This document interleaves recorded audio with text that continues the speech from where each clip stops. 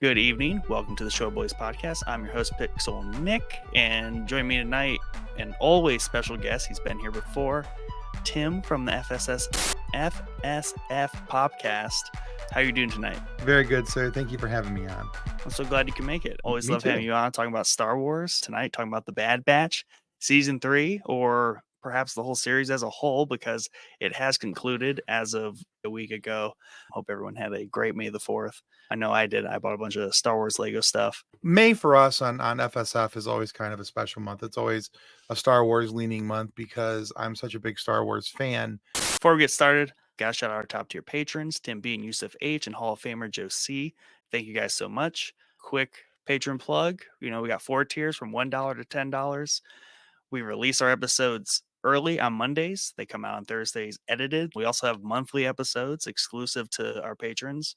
Coming up, we're going to be doing The Pale Beyond, which is a video game that Mike played, lost, and was like, you know what, we should play this as a group. A little play along podcast, if you will. So look out for that. Sign up if you can as a patron. We really appreciate any support you can throw our way to continue doing what we do here. The Bad Batch, the final season. No chance we're going to get a new one. Not the way this ended. And I will say right out the gate, it did not end the way I thought it was going to. I was Not probably even in the close. same boat as everyone else, especially after the way season 2 ended. I was like, they're going to kill everybody. They're going to Rogue One Yep. this whole thing. And spoiler alert for anyone that has not seen Bad Batch season 3, you're in the wrong place. Go watch it. Come back later, because all spoilers from here on out. And we have a side mission, Tim, tonight. All right. And this was given by Mike. Mike was gonna be here, but he moved to Florida, and now family just spontaneously visit them as you would have if you live in Florida, I guess. So Rookie he's caught mistake, Mike. rookie mistake. So he's caught up doing that. He really wanted to be here, and building up, he kind of binged the season for the past kind of week or two, catching up. Okay. He did finish it today, and I think he's a little bit more on the why I should care offensive line of things. And the challenge for us tonight is to convince him why he should care about season 3, what happens in it, and really the series as a whole. Oh, there's plenty of reasons to care about Bad Batch, Right. and particularly season 3. I'm sure we'll get into it, but this season and this finale sets up so much moving forward in Star Wars that it doesn't answer all the questions, but it puts you in the right direction for those questions to be answered. And as we both know, the best thing about Star Wars is the way that you answer Star Wars questions is with more Star Wars. So, and that we're definitely going to get that, I'm sure.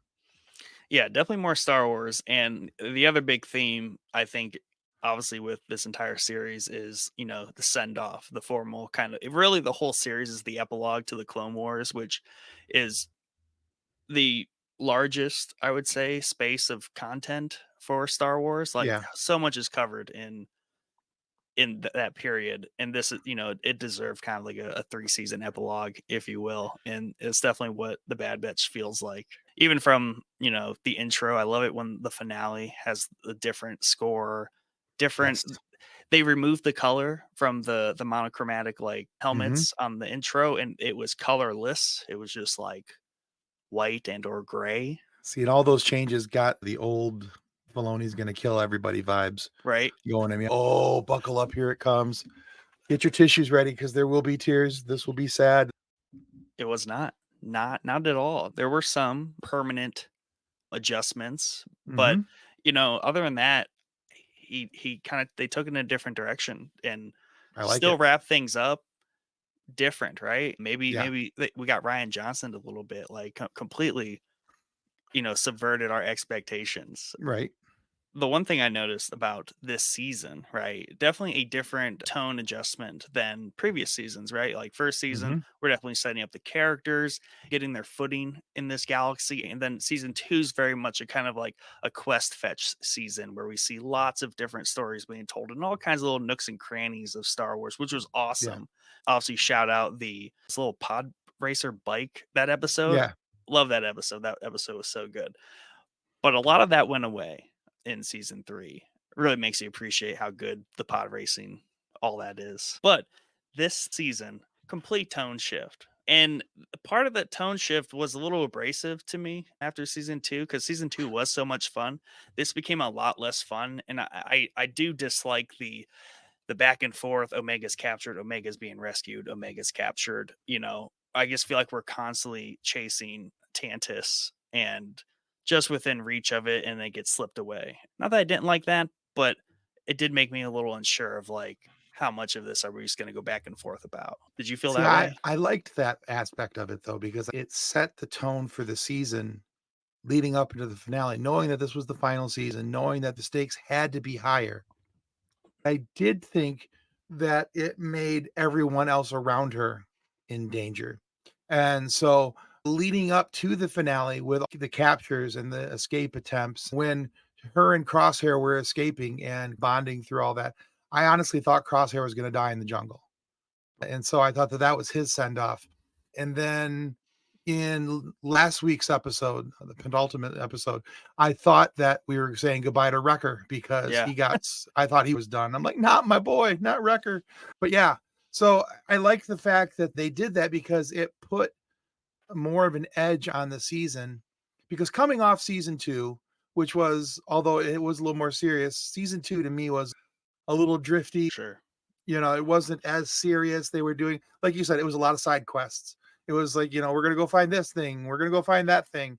And they really didn't have much to do with the Bad Batch as a core or the story of Omega and the M count and all these other things and what it was leading up into in season three, up right up until the last couple episodes of season two, where they were setting up for the dismount in season three.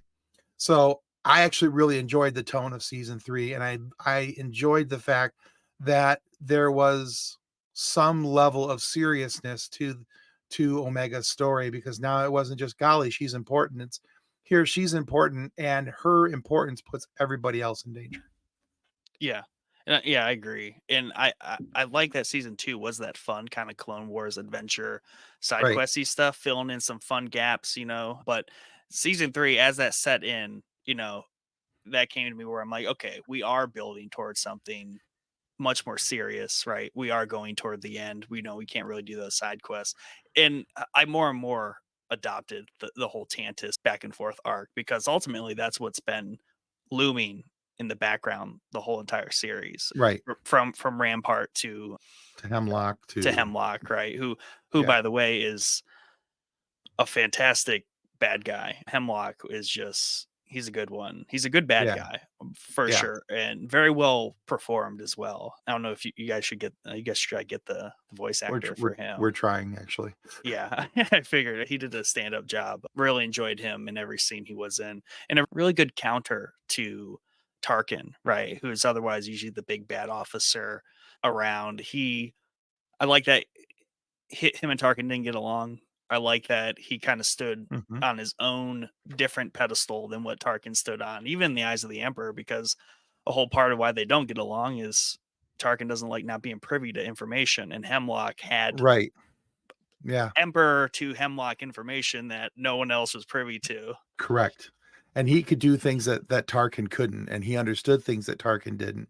And so I liked that there was that little bit of separation there and the animosity between the two because it kind of fueled some of the conversations and some of the things that we saw on happening on screen. So yeah, Hemlock was a very interesting character, very well built, excellently performed. I liked his end. I like the poeticness of It's fit- that scene was very with the rain and I thought the same thing too. I'm like, are we on Camino? What the hell's going on here? Because yeah, they walk out on Wayland and it's just pouring. pouring. And honestly, I thought because not only because of the rain, but because that landing site area Yeah. had like the domed top buildings and everything around it. It looked Well, like it was yeah. from Camino. Let's go with that. Yeah. There's a lot of great imagery in this. I don't know how often it is in every Star Wars series, but Bad Batch in particular feels like they're very heavy referential imagery. That's And just Filoni though. that is just Filoni, and that's a great thing about him is like he stirs a lot of peripheral emotion and or things just with visuals. Obviously, music's always great, but the Right. visuals are always so parallel to something. One of the things I love about the way Filoni does things, especially in the animated series, is that he works very hard to make sure that this knot connects to that knot, which connects to that knot, and that there's a line going through where you can understand A to B to C and everything else. So he's very good at filling in those holes, whether it's just a quick image, a flash, like to what we saw for the landing on Camino, looking area on Wayland there in Tantus, or in some of the wording and the way things are said so briefly and quickly that you all of a sudden you go, oh, like there's something we'll get to in a few couple minutes here, I'm sure, but something that was said at the very end of the episode that made me realize how something was going to get explained later. Right. And it was just like, oh, that's how they're going to do that. Oh, that's cool. Right. Yeah. So much of that. And the way that felt so Kaminoan, right? That's how season 1 ended. That this is how Hmm. season 3 ends. Obviously, with Nalase in Rampart, great little arc there, how that all kind of played out. Because while Rampart was a kind of helpful bad guy, not going to He turn was to the good such a side, weasel. such a weasel, and he's a weasel to the very end. Oh, man. But the fact that the last Kaminoan takes him out and per, it's always going to be Kaminoan. Like that was so well done too. I loved Um, that. I, there's very few times where I have been like, even somebody's died on screen where I was like, all right. right, he deserved it. Yeah. That was one of those times where I was like, what a prick. He deserved that. Yeah, and he got dragged there by the batch, and they Loved probably it. they probably knew they dragged him He's there. not going to make it. He wanted to weasel out. Yeah. Yeah, the Tantus, the rings around the mountains in their Yeah. bases, right, is a parallel to also they did it in this episode actually very verbatim finally, which is why it got picked up so easily. Is the overhead shot of the Star Destroyers coming in over Tantus at the end, and then the next kind of scene not too long after that is what's the peaceful planet that they all hang out on? Not Tab Oh, Pabu. Pabu. There it is. Kind of like organic circular rings around that Mhm. island. So I guess I always love the parallel imagery references. They're just so good. Yeah, oh yeah, for sure. But yeah, Hemlock doesn't make it. Rampart doesn't make it. We kind of tie up a lot of loose ends there. The Kaminoan like cloning, and this is nice too. Is they made it seem very, very prudent and progressively happening, right? The whole cloning exercise for Necromancer, which is never explained explicitly in the show, but we all know because, we just know these things. This is the project from the Emperor to replicate himself, clone himself, so he can live forever. Well, all that progress effectively dies. I think all the Kaminoan means to do it dies with this episode, and perhaps is why it is such a long struggle for that to ever happen for him, and why Mhm. they're kind of explaining away too, like why this is a lingering thing in another 3 movies. um Exactly. Well, that's what I was gonna hit on was the fact, when because at the end, you have Tarkin standing there and he's like, "Shutter this facility." Once he finds out that the information, the Kaminoan research has been destroyed, he's like, "Well, that's gone. This facility is useless. Shutter this facility." So the cool thing is, it helps explain that why Patrick Necromancer hit a dead end, and why now we have an explanation of why we don't hear about it from the end of Bad Batch until The Mandalorian, and why it took so long for us to get to the point of the Rise of Skywalker to hear the words that every Star Wars fan dreads.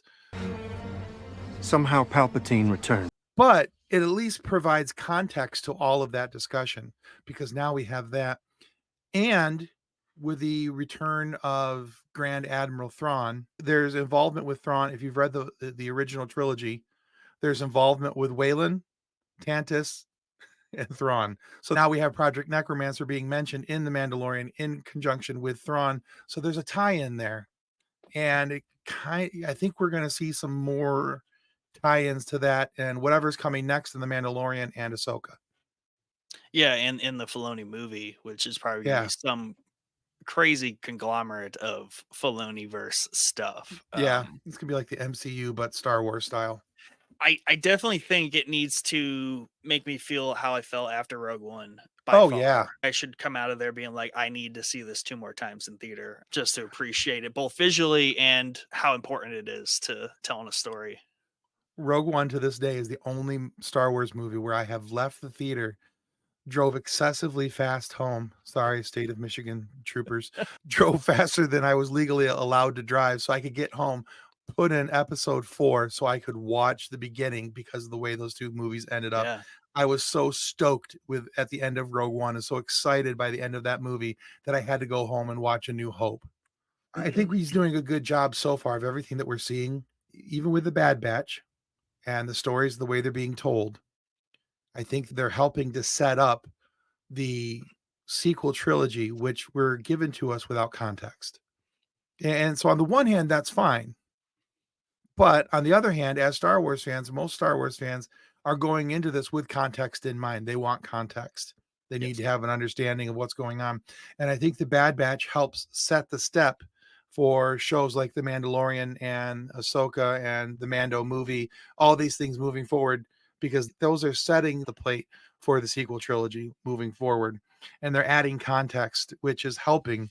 And there's still a lot of questions to be answered for sure, but the Bad Batch season 3 does a wonderful job of help setting that table so that we have something for context moving forward.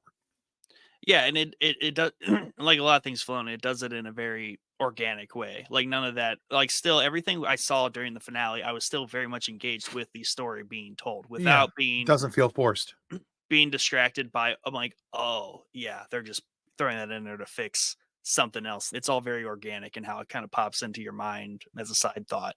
Another George Lucas quote I'll die by is it takes 10 years to develop a trilogy. That was their first mistake, that they didn't spend 10 years on those things. So that's the baseline I run with those movies. Doesn't mean they're the worst. Doesn't mean they can't be improved with all this context. Right. They were made when they were made. They could have gave us more context, but Right. doesn't mean we can't fix it back. It And is what when it is at this point. right, and what you said there about, the most famous quote basically from, the last movie is somehow Palpatine returned. There's no reason why Filoni doesn't look at a line like that as a challenge. The same way in episode Hope 4, so. Obi-Wan's like, "Oh yeah, the Clone Wars," just real haphazardly at Luke, and Luke's Yeah, just very like, just da da da da da. it's very flippant, passive line. And Luke's just like, "You fought in the Clone Wars," and obviously Luke knows what the Clone Wars are. Sounds like a real hopping part of time. What happens? We get more. Clone Wars is the biggest section of Star Wars content Yeah, wise, so yeah, there's no reason why that horrible line isn't about to be the like crux. right. And I think what we're gonna see because of the way that the Bad Batch series ended with seeing Omega saying goodbye to Hunter, old man Hunter, by the way, Yeah. which was just awesome. I was like, yes, he lived. He's got gray in his hair. Hunter lived. I think eventually we're going to see Omega in live action. But I think what's going to happen first, my gut feeling is that we're going to get another animated series. Hmm. My gut feeling is we're going to get adult Omega potentially working with like Rex and Ahsoka. But I think we're going to see them, doing stuff like we have the main rebellion movies here, 4, 5, 6. But they're doing other things off on the other side because there's that time gap that needs to be explained of where Rex was when all this was happening, where Ahsoka was while all this was happening. And so we have that time gap that ended, as far as we knew, at the end of Star Wars Rebels. That's the last time we had seen her until The Mandalorian season 2 when she reappeared. So there's that big time gap there. She was gone for all of 4, 5, and 6. So where was she? What was she doing? All these other things. And I think that we're going to see something along those lines of them working together. And what, you know, does Omega have something further to do with Project Necromancer because of her M count? Is there something else that's going to happen there? Or does the Empire find another way? But I think we are going to see something there. And then eventually we could see her in a live action, maybe even in the Mando movie. Yeah. I mean, we're definitely going to get another animated series because we know they don't let that sit for too long idle. So I think we should probably expect one by 2026 That was because my thought. when they basically they reinvigorated all of that with season 7 of the Clone Wars, when they started that, and Right. then not long after that we got the Bad Batch, so they will keep on that train. And Omega, an Omega show, I think that would be just fine. She's a very good character. Yeah. She started off annoying, started off like, She was the annoying little sister. Mom said, "You have to take me with you." yep. And then, she becomes this very endearing figure of the batch, right? Like you said Right. earlier, so much so that it puts them all in danger, right? So, yeah, and then obviously Old Man Hunter ages twice as fast. Omega is unaltered, so she does not have that issue. She ages at a normal rate. That how explains that away because we can't forget that's how we get an old hunter in what is probably like 10 years maybe. If people were expecting something more grandiose and more just in your face impactful, I think it was Bad Batch is super nuanced impactful on everything versus Yeah. like a huge like reveal or anything like that. I like that it ended very quietly and peacefully. That's a little different of a tone. And ultimately, we've seen this before with clones. They do go off and find peace somewhere, right? Whether it's the farmstead side bits in the Clone Wars. So it is perfectly fine for clones to give up the fight and kind of turn in their blasters, if you will. So I was very happy with that they get to kind of just live it out there. I'm Right. glad, Walk away peacefully. I'm glad that planet stayed peaceful and the Empire doesn't return there or anything. Right. Once they figured out where Pabu was, and they did that whole strike thing, I was like, "Oh man, they're so screwed." Now they don't have a base. Now they don't have somewhere safe to go. Now, granted, Hemlock sent all those forces there, right? Yes, I believe so. So perhaps that So explain away the fact that the Empire seemingly forgets about. maybe that information died with him. Right, because those were his forces, I assume. He dispatched to go there and everything. So maybe that was that's why that kind of just stays protected. Well, yeah, because those were those special agents versions of the clones that he had sent out, ones that he had altered himself. He had put through additional training or whatever you want to call it. He called it training, but it Conditioning, was conditioning. So torture. essentially it was torture. But yeah, so those were his clones. Those weren't just random clones. Those were his. Yeah. And so I think that that's probably more than likely what you're seeing is that there's when because his clones all died, he died, and so those special clones, it's kind of interesting because we saw those come up, and I was like, man, wonder how they're going to use those in the future in Star Wars, and then they all get killed off, and I'm like, well, I guess we don't have to worry about that anymore. Well, I mean, they're definitely a lot like Purge Troopers in Fallen Order video games, and Right, even very, very precursor to the Inquisitors or some flavor of that. The idea of these troopers being anti Jedi, because they use the vibro weapons. They have right, yeah. a lot of the disarming for just disarming. Now, a lot less shooting, vibro blades, and all that kind of stuff. So I thought they were very Inquisitor like. They were very Purge Trooper if you played the video games. So I thought that was really cool. A little precursor there. No direct tie, but that was all very good. Yeah, Wrecker didn't die. I really thought Wrecker was going to die in the jungle at the beginning of this episode. I'm like, oh yeah, he's not Oh, making yeah, it in. yeah, because they showed him standing up. He's barely able to stand up. He's kind of hunched Yeah, over, holding his ribs. yeah, Did you think wrestling that animal was a good idea? It did at the time. yeah. Always Wrecker. And we get the return of a reoccurring character in animation, and that is the Zillo Beast, and that was in the penultimate episode. Omega was able to sneak out of her cell. I don't like that she can just kind of pry the tiles open and just get out of those rooms. Very bad prison cell design. I know they're just holding kids, but kids get into things and they get out of things very easily. But at the same time, it's also a tie-in to when they were in the holding cell. I think it was in season 1 with her, and they were able to sneak her in that prison cell. Remember, Wrecker hits the wall and breaks the Oh panel yeah, free, and so, yeah, I mean, the Empire's never really been good at building, well, anything. They're taking shortcuts. They're doing all the ways it is easiest true. around it. Well, I was like, but that they did that and the others, and that makes sense. It was just thick enough for or space big enough for somebody Omega size to get in.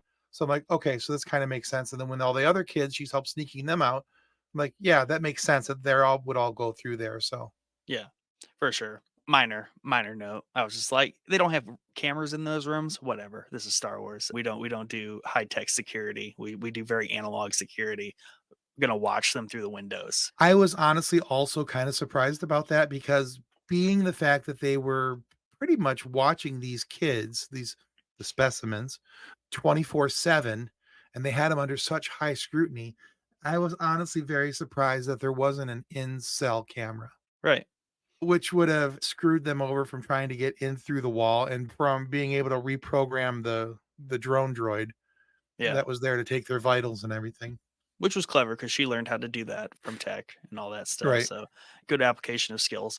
But we get the Zillo Beast, and it makes sense that the Zillo Beast would be here because I'm pretty sure the last time we saw the Zillo Beast was Palpatine was telling they captured it on Coruscant because we had the whole Godzilla episode Right. arc there, Right. and he takes it away for studying. Granted, he was more interested in the scales, deflected Right. like Be able to make armor, something yeah. similar to what the Zillo Beast had for He, scaled he armor. he was always very infatuated with the Zillo Beast, and it even had some force sensitivity because I remember it saw him for like what he was in the Clone Wars. I always remember picking up on that Right. because like it saw him as like Sith, like Evil. it's Yeah. evil, like it saw him, and he knew that, and he thought that was very interesting. So definitely makes sense that Hemlock would have it under study at this special lab in this mountain, but it makes its way out. And I mean, it goes up. That's a very long channel per usual that Star Wars has, very long, tall corridors, whatever you want to call them. But it escapes. It goes off into the jungle. Don't know if we'll ever see that again. I think we might somehow if we ever end up on Tantus randomly in another story. But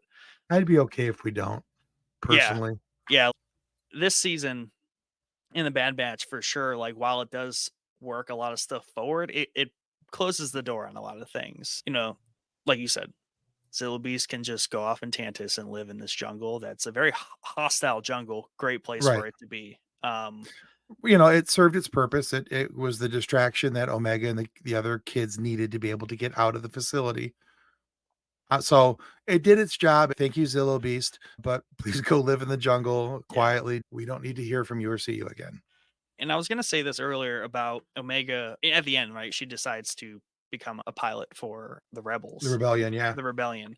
And I think that's fitting because once again, I like that these aren't our A tier characters. We have to remember that these are B tier Star Wars characters. They are just somewhat normal. We are talking about just clone troopers, right? We are just talking about a clone that has some mild enhancements that is somewhat force sensitive, perhaps maybe a little tone deaf to it because maybe she is a clone, right? Maybe a high metal chlorine count because she is a clone. She's not like ineptly in tune with all that because we did explore Exactly. that with when Ventress was there, right? Obviously super latently maybe able, but cannot tap into it for Right. whatever reason. So I do like you have to remember that about this series and a lot of Star Wars content that we don't have. I think sometimes people think we have always competing power levels for everything, right? And maybe like this epic showdown that looks and felt way more intense than this other thing doesn't mean that it is more intense than this other thing because we see that a lot, which is done very well also in the Fallen Order video game. Spoiler, when you do encounter Vader, while you are a badass rogue Jedi in Fallen Order, you encounter Vader and you can't, you know, raise a raise a raise a hair to him. And every time we see Vader, like he is just immensely A tier, S tier power. Right. And I think sometimes that gets lost on these. So very much so. And I think that there's the expectation too that every time we have a character like Omega, is somebody who is force sensitive, that they automatically must be a Jedi. And I think that actually takes away from the nuances of the character and doesn't allow that character to develop, because if we're only looking at that character as they're over here, they must be a Jedi, then we don't allow them to grow up into this other thing, which is I think at the end of that series is kind of what Filoni was doing. He was showing that Omega became something else, that she wasn't going to be a Jedi, and she may have the opportunity, the ability to carry a high M count, a midichlorian count, but that doesn't mean that that she's strapping on a lightsaber and going after Vader. And I do like that about her storyline, is that she's allowed to be just a pilot. And we might see something else with her in the future and other things, but I don't think we're going to. I think we see of her what she is and what she's going to be. And I think that first off, I think we have to accept that as okay.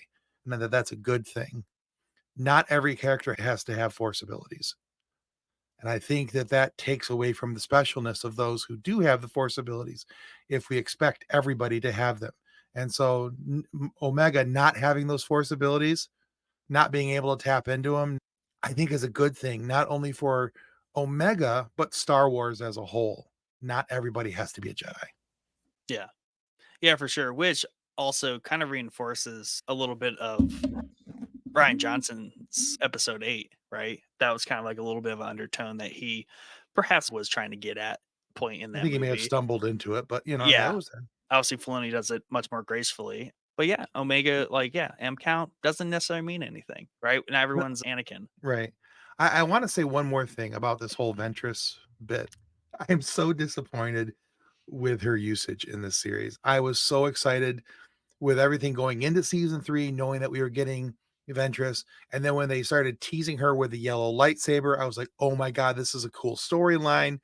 And then it looked like they were doing the storyline with her and Quinlan. And Yeah. I'm like, oh man, this is going to be awesome. So, what I was hoping we were going to see is the Bad Batch going off with Ventress, saving, other Jedi and and Force sensitive children and setting them on the path and meeting Quinlan somewhere along the way. And we're going to see that kind of happen because that would have been a nice and cool, very cool tie into the Kenobi series when Yeah. he's on the path and he says, hey, Quinlan was here. And so just having her there for that one episode for me was very underwhelming.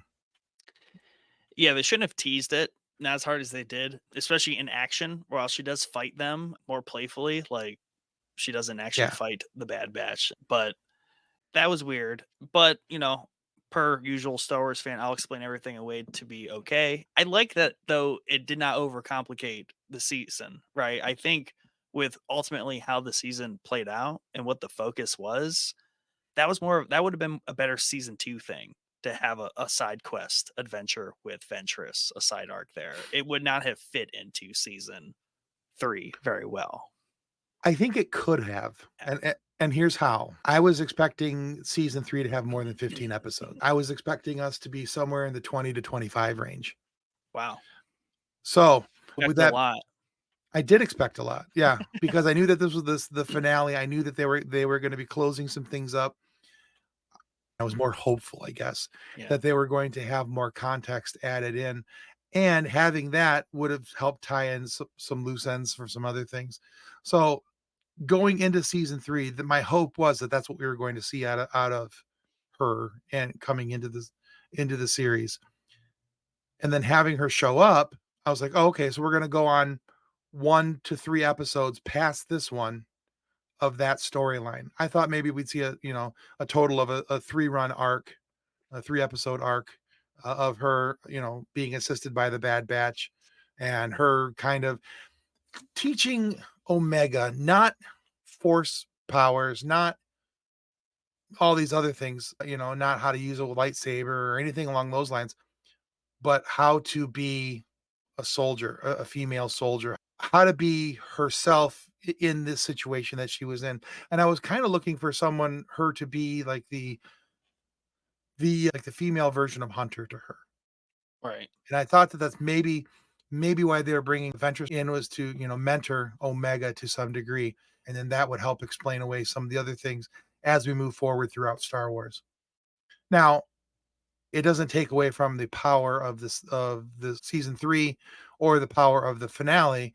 It's just one of those things where I would kind of wished, probably selfishly, that this was going to be a little bit longer of a run in season 3, and or even that, honestly, I could have seen how they could have stretched this into a 4th season without much filler, because of some of the storylines that were kind of left open. We don't know what happens with Fee. We don't know what happens with Sid. Sid. Thank you. There's some loose ends tied up there, but with everything that's happening with the Bad Batch, those aren't loose ends that really needed to be tied up. Those could be Right. left. Those could be left open because of the relationships and the personalities that play. Those didn't have to be so tightly wound up and tied shut. But you could have done a few things there, showed what happened to them. I'm the type of Star Wars fan where I like context, I like closure. I like seeing all the things getting neatly put away and, "Oh, here's the answer to that. Oh, well, we can tuck that one away. I got that answer now. Oh, here's this answer. Oh, I can tuck that one away." So, I just wanted more context because more Star Wars answers the questions of what happened in Star Wars.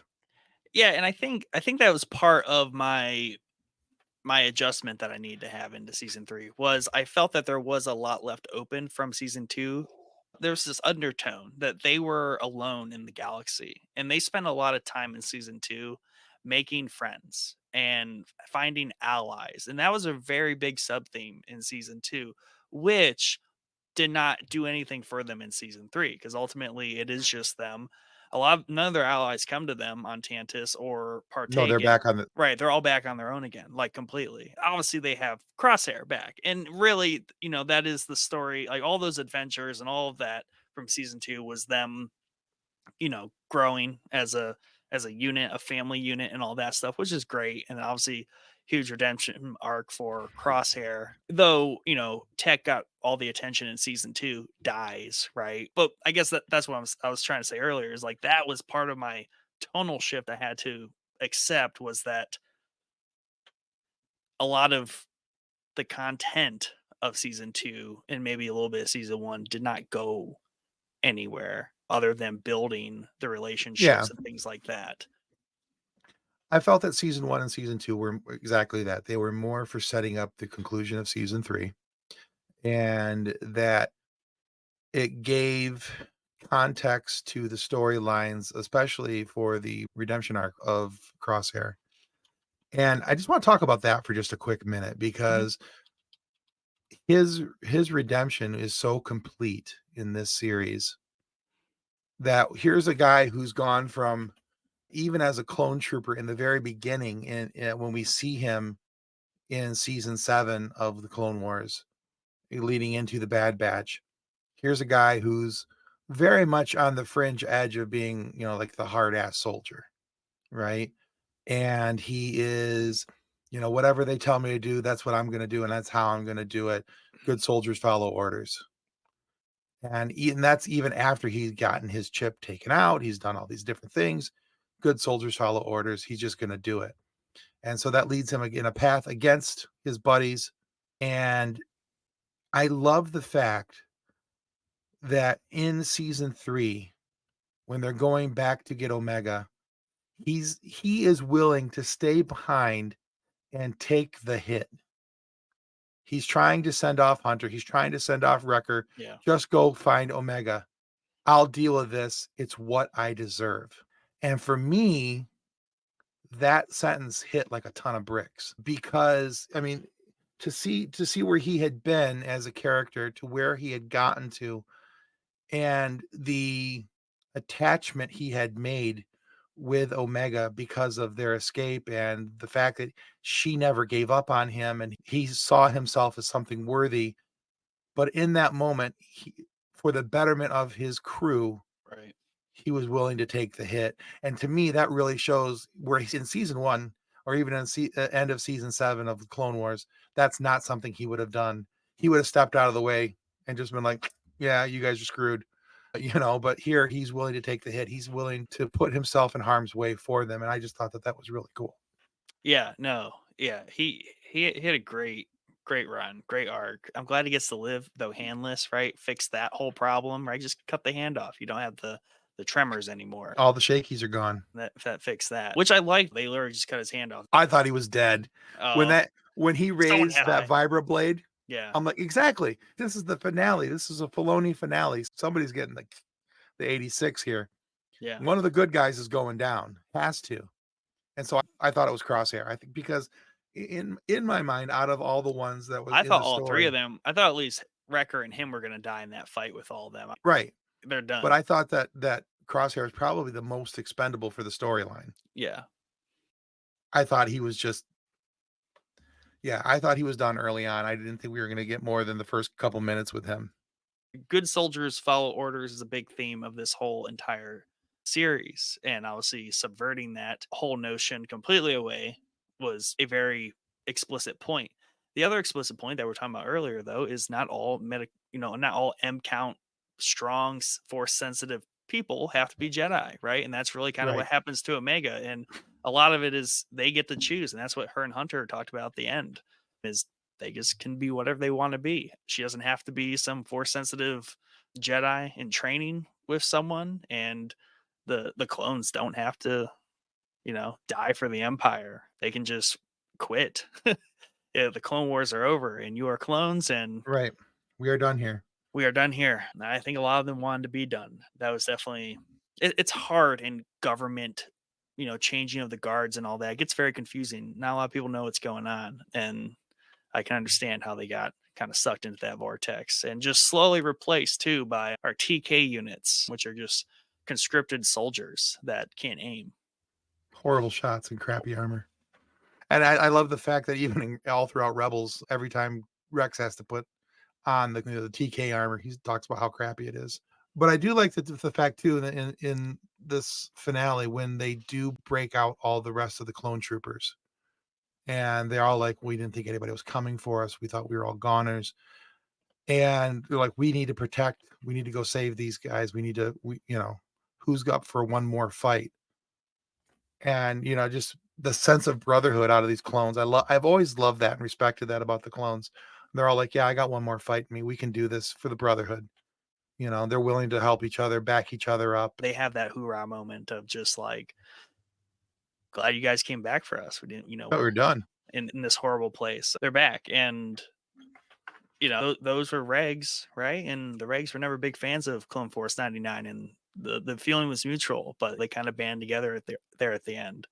Echo's entire existence in these last two episodes, I think it was just the last two. That was great. Him putting on the TK armor, the hand situation was Getting a hand fantastic. back. Because he's a stormtrooper running around with a droid, hookup. Then he gets the hand from the droid. I'm like, that's awesome. We're in business now. He's going to get to do his thing. So I thought that was super cool. And Dr. Carr completely being on board, like right away.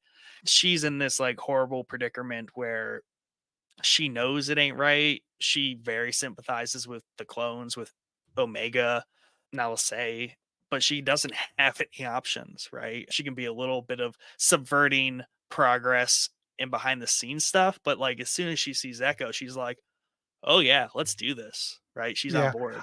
I felt like it was a slow realization for her Yeah. coming to terms with the fact that what she was doing was wrong.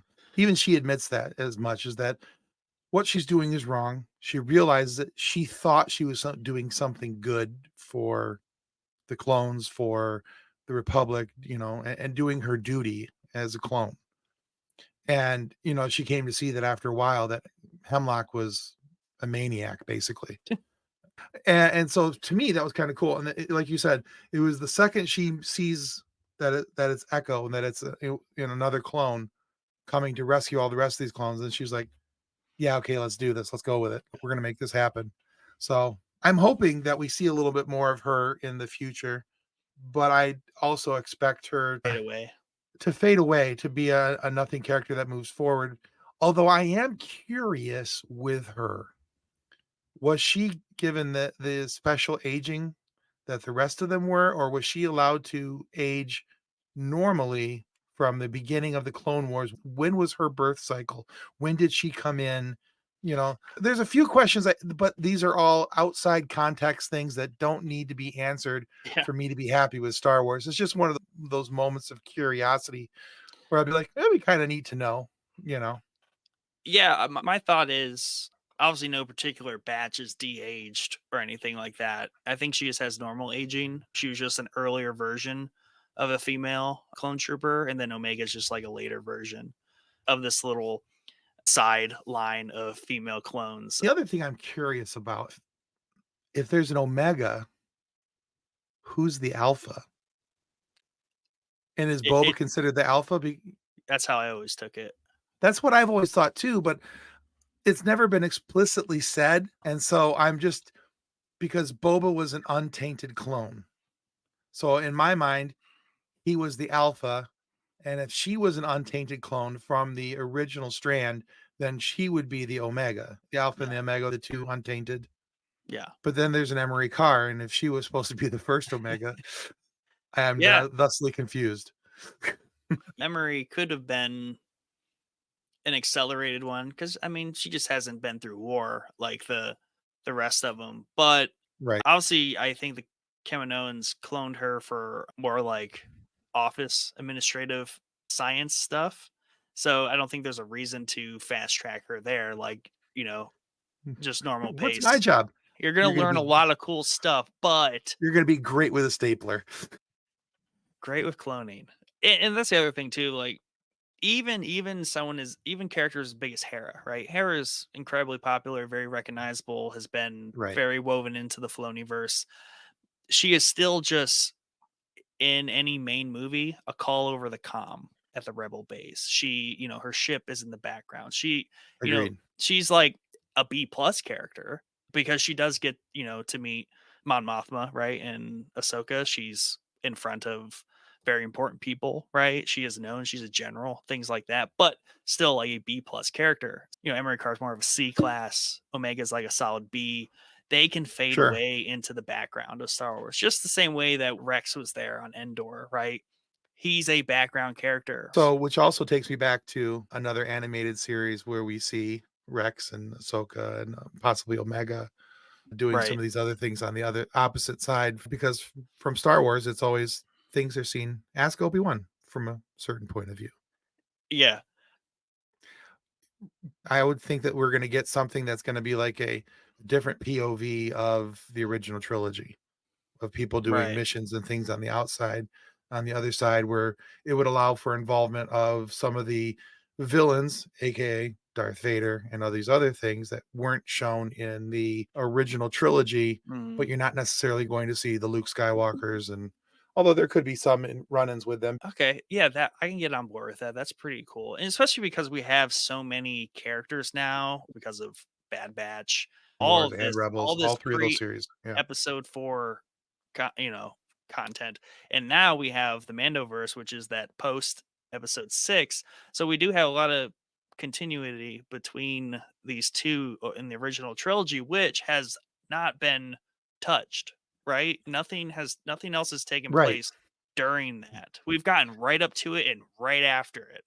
Yeah. The areas where we have the least amount of information are the original trilogy. And what's happening between the movies, what's happening in other missions on opposite of things that Luke and Leia were doing, and all these things, which also, as Star Wars, has to be careful because that's hallowed ground. And you Yeah. have to be very careful with what you do with that moving forward, because anything that you do with that, I mean, if you think Star Wars stuff is under a microscope now, holy balls, you touch the original trilogy stuff, they will come at you with with pitchforks and fire. And you say it in all your articles, hallowed be thy name. Filoni would be the only one who could do such a Good. thing. Holy Filoni, you have my allegiance. Yeah. Yes. Holy Um, Filoni, hallowed be thy name. Speaking of the protege of George Lucas, is it true? I mean, I read it. I don't believe it until I see it. Is George coming back to do a I Star s- Wars project? so I don't think so, but the reason why that has so much umph behind it. Now, we interviewed this guy. His name is Roger Christensen, and Roger was one of the prop makers and set designers for A New Hope. He was also second set director on Return of the Jedi and the second Man, set director on Phantom Menace. So he's worked very closely with George over the years on a couple different things, a couple different projects. He's had George's input on a couple of other things as well. And so if Roger's talking about things in the Star Wars universe, typically you tend to think that he knows what he's talking about, especially when it has something to do with George. He says that George is going to be coming back to do a series for Disney, but there's been no right. confirmation from anybody. There's been no follow up from Disney once this is happening, nothing from George's camp. Filoni plus Lucas could pull something like that off. And Lucas doing a series underneath the original trilogy, no one could question it, basically. It's, Oh, but they still would. Only Star purists. Wars fans hate Star Wars. I know, but ever since the prequel trilogy became justified in this past decade, after a decade of loathing from basically like Gen X and boomers. I just feel like we're mostly past a lot of that sentiment. I like to think so, but A lot of people take Filoni as, as the word. So I feel like I mean, if Lucas came along, yeah, I wouldn't question a single bit of it. I'm like, you can't question it. I can question Filoni just because he's like secondhand to the man himself. But if the man himself proclaims it, I cannot question it. It's his universe. we're sitting here talking about something because George Lucas had an idea Yeah. and he was able to put this great idea together. But we also have to remember that most of Star Wars, even the original trilogy, is good because it was raised by the village. There was Yes. a bunch of people around George, and I think him and Filoni working together, that's the result is the Clone Wars, by the way. That Clone Wars animated series is the result of Filoni and Lucas working together. So Yeah, and that's always been my infatuation with Filoni. Is Filoni, George has always seen him as this, off the record protege because George can say George things to Filoni, and Filoni he totally gets it. Maybe that's what we're gonna get. I would love to see something set in the original series, the original trilogy era, but only if it's done in that same vein, that same style, you know. Even if it's not the original characters, even if it's not we're not Oh seeing yeah, a lot of Han, and we're not seeing a lot of Luke and Leia, we're not seeing a lot of, old man, Ghost Kenobi walking around getting tired sitting on stumps. I think that would be amazing. but yeah, the Bad Batch. Oh yeah, that's what we're here to talk about. I don't expect anyone to start with the Bad Batch as an animated series for Star Wars. You have to see Clone Wars. You have to care about a lot of things from the Clone Wars to care about the Bad Batch. It really just wraps things up on that. It explains away the clones for the large part and brings them all the way around. It gives closure to the clone story, which the Clone Wars and Rebels do not do. And just like kind of rests that whole entire notion, explains a lot of transitional stuff with the Yeah, Empire. That was my favorite bit about season 1 was all of that transitional stuff. And then season 3 is very much about like kind of more of the shifting into business mode for the Empire. Like they have all right. the annoying bureaucratic and, technical things you need to do like secure spaceports, swap the guard, yada yada. Now let's get on to Project Stardust, right? We're diverting all funds from Necromancer Yeah, here on Tantus over to Stardust, which I always love hearing Stardust mentioned anywhere. Another call back to Rogue One, Rogue One. Yep. and building the good old Death Star. I think for anybody who is on the fence as to whether or not they should care about the Bad Batch, Mike, I think what you have to do is you can't just look at the Bad Batch as a standalone, set aside universe or series. You have to look at this as an extension, at least I do, as an extension of the Clone Wars. Because this show, even though it's a spin-off of the Clone Wars, is directly tied to those first 7 seasons. And everything that we're looking at, that we're seeing, it's not just about Clone Force 99 and what's happening with them, because they're working on behalf of all of the clones and what's happened to them as a group. Because we see that all throughout the Bad Batch, where something's happening to all these clones and the way that they're viewed by the Empire, the way they're treated by the Empire, especially once the TK units come in and they're no longer all these clones are now expendable. We see that in the season 2 where Crosshair kills the admiral or whatever, lieutenant, whatever he Captain, was, because of his treatment of the clones and the fact that he was like, well, you should have just left him there. He's worthless, and that was the treatment that the clones were getting. And so it really helps set up the conclusion of the clone story. So, and really the Clone Wars, even though we're looking at it from the perspective of, oh, look how great of a story it shows for the descent of Anakin Skywalker from Anakin to Darth Vader, and it shows the rise of Ahsoka, and it shows the change of Obi-Wan Kenobi from being this Padawan that we see in the Phantom Menace to being this great Jedi Knight, this master. It does all of those things, but it really is the focus. To me, one of the focuses has always been on the clones and their story and their brotherhood and the way that they worked inside of the Republic to fight against the other forces. So I think if you look at the Bad Batch as just this standalone, it's not going to be as enjoyable. You have to look at it as an extension of the Clone Wars. Watch it in chronological order, and that chronological order of even if you start in just season 7 of the Clone Wars, Mhm. and then you go into the Bad Batch, those couple episodes where we meet them in season 7 adds so much context moving into episode 1 of the Bad Batch because it really does help set the tone and helps you to feel an appreciation and almost a sadness for these clones and what they've gone through. And so that's why the Bad Batch is so important, because it's the final button on this whole story. It's that last little thing. Here's what's happened with Anakin. We know what's happened with Yeah. Obi-Wan. We know what's happened with Ahsoka. We know what's happened with the Republic and Yoda and all these other different characters that we meet throughout the prequel trilogy and the Clone Wars animated episodes. But there's no explanation as to what happens with the clones and all these other things. The Bad Batch helps explain that they were getting rubbed out. They were getting just washed off the face of the earth. They were getting thrown away. They were getting used as scientific experiments. They were all these things that we kind of thought were happening are shown to us on screen. We know what's happening. And then they get freed and they get to go off and live their life. And that is the ending, the pretty bow, the bonnet on the end of the story as to what's happened to these individuals. And that's why the Bad Batch is important, Mike. So go back and watch it with a smile, Mike. Come on, buddy. I Right. mean, And everybody else too, but Mike, Mike, that was your challenge to us. Yeah, and it just goes back to like to tell a good Star Wars story, you don't have to have like these larger than life characters. And the Bad Batch, right, they are larger than life clones. That's how they were introduced in season 7 of the Clone Wars. And we meet some new and interesting characters through the batch here, but ultimately, like we're allowed to ride.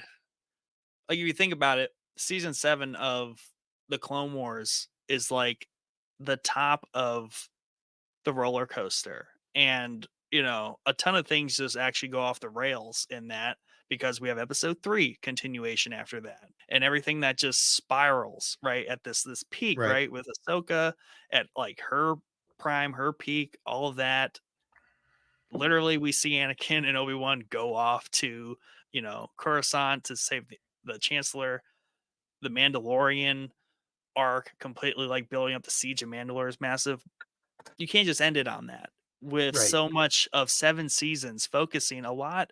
While we might consider them, they weren't filler episodes because those were some of the best episodes where we were just focusing on the clones. Rex and Cody and all these other guys and you got to a point where Jesse and Commander Wolf and all these other guys, you see them as, I think it was Yoda in the season 1 where he's in the cave. It was like in the first or second episode of season 1, and he asked them all to take off their helmets. He was like, "Why? We all have the same face."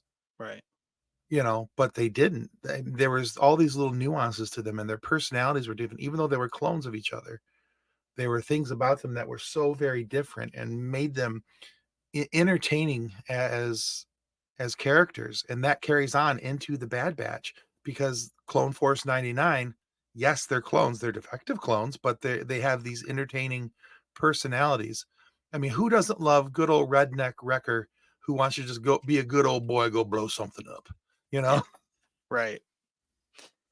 Some of the best moments for like obviously Clone Wars veered into many other like we had mainline characters in it. Obviously, you had to veer Right, into some storylines there, but at the base of it all, literal just fancy droids in the movies, right? And they just flip of a switch, turn on the Jedi, and then all of a sudden, the Clone Wars humanizes them a great deal, and you know they have to circle around to be like, okay, how does that just haphazardly happen to these all these individualistic clones, but they just turn at a flip of a switch. How do we explain that away? And right. that's a lot of what early batch does is it wraps a lot of that up. It explains the chips. It Yeah, shows a transient defectiveness of those chips across different clones. So we have a lot of variety. And, the Kaminoans aren't perfect, clones aren't perfect. In the prequels, Obi-Wan is misled through propaganda from whoever the main Kaminoan is like they are completely obedient. That was a lie. Turns out Very that much so. they're defective. They eventually feel very human. They have personalities, just as any organic sentient being should. So I do love that about the batch. It brings that whole these aren't just droids, and that was never the point. That's the whole point of the clones was to not be droids, and it all goes back to the flippant line that Obi-Wan says in A New Hope, fought in the Clone Wars. That kind of started it all. We've got 2 series, 10 seasons that cover all of that. So, I will admit it's the bottom of the coaster on the other side of the hill, right? And unlike what everyone thought, we thought it was going to go out with a bang. People were going to die. The closure was going to be rough and sad, but instead we just kind of come to the end of the coaster and say goodbye to some characters and just let them go. So I thought it was a refreshing end to it. There was no need for, as much as like it would have been great to have some sort of ginormous blowout, I guess. It was kind of nice just to kind of ride that one home. Yeah, I think that's kind of what Filoni had set us up for, and I did like the bait and switch. I didn't think I was going to. I thought I was going to have. I honestly, especially towards the end of this episode, the end of this finale, I remember right before when the screen kind of faded to black for a second before they showed Omega walking into the cave with the ship and Old Man Hunter there. I paused it. And I was like, "Oh, there's still a couple minutes left." Time check. And yeah, I did a time check, and then I'm like sitting at the edge of my seat, going literally on the edge of my seat, kind of like kind of almost like starting to rock back and forth, going, "Oh man, here it comes." I had this overwhelming sense of dread that something craptastic was about to happen because it had been too kind to that point. And so I was happily wrong that we had a nice send off. It was a nice change. Just bring it to a nice closing point.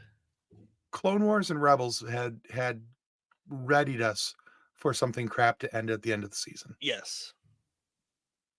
So, yeah, I blame Filoni for getting me to that point, making me expect that. So, but that's okay. I That's like I fine. said, I appreciated the bait and switch. It was a nice change. This isn't a show that ramps up into something. Like Rebels ended that way, Clone Wars ended that way. This show does the opposite. It starts at the peak. Honestly, the way this episode goes, it's almost like it does like a Tokyo drift right into its parking spot. Like here it is, just and it's done. Yeah. Because it's kind of coming down hot and heavy at that last couple episodes, and then season 3. And as we went down for that last little bit, I was like, "Oh boy, here we go. This is where it's gonna get." And like I said, just kind of like, skid slides into its parking spot, and like, "All right, we're done." And we all knew it was going to be done. So really there's only two options. Either we're going to be done in a very sad, depressing, everyone dies way like Rogue One, or we're going to be done in a very graceful, hey, everyone go on about your day. Worked out in the end for everyone here. I was totally expecting a Rogue One. That's right. And if they did it the whole episode, because I was like, oh, they're all dying in that hangar, and Omega's going to get out and be like, "Where's all my bros at? They're dead." I thought she was Devastation. going to be the only one to survive. Right. Because Like her at and that Echo. point, no, I thought Echo was screwed too. I thought she was going to be Yeah. the only one to survive, and not because she wanted to, but because she had to, because the plot armor surrounding her and Project Necromancer. So I was like, "Yep, she's got to survive." Everybody else screwed. So I really thought that that's the way this was going to be. Yeah, and there's something you said earlier in terms of kind of just when we're talking about, the whole Tarkin thing and how much of this revolved and otherwise a very segregated part of the infosphere of Star Wars. So the fact that Necromancer is dead, really, and all that died with Hemlock. So much dies with Hemlock and puts a nice bow on it because it's like, why aren't they still chasing Omega? No one knows about Omega except Hemlock and everyone that was on Tantus that really just dies. So that's nice too. We get a lot of just like clean bows on things. Stagnation of Project Necromancer. My one big question is that never got explained are my clone commandos. What are you boys doing? Like, why do they just blindly follow Hemlock? Good soldiers follow orders. But the commandos are literally like non-defective clones. Like all their chips work and they not at all ever have humanity or question any of that. The There's a thing, good regiment of them too, right? And right? like they're all on boards. But the thing that we're never shown with them is, did they go through additional torture and testing by Hemlock to make them more submissive? We don't know that. True. I have to assume, though, that more than likely they did, if they were that loyal and, giving that much allegiance to Hemlock. Yeah, I like to think he didn't really have that perfected quite yet because they were always on board from the Order 66 forward. They never even wavered and all that. So I like to think maybe they're just genetically superior versions of the clones and don't have a lot of the defective nature, the Could be. defective humanity, let's call it, but it is a defective clone. And I guess that's how I can think about it. But I never got any like additional exposition on the commandos, which don't get nearly as much love other than like a video game that's amazing. Because like that dude, even on the last scene with him, like he just takes it off the bridge. He's like, I'm with Hemlock to the end. And it's not even like anyone tries to convince them otherwise. They're just doing their job. If you're questioning the validity of the Bad Batch, go back, watch season 7 of the Clone Wars. Take that right into the Bad Batch.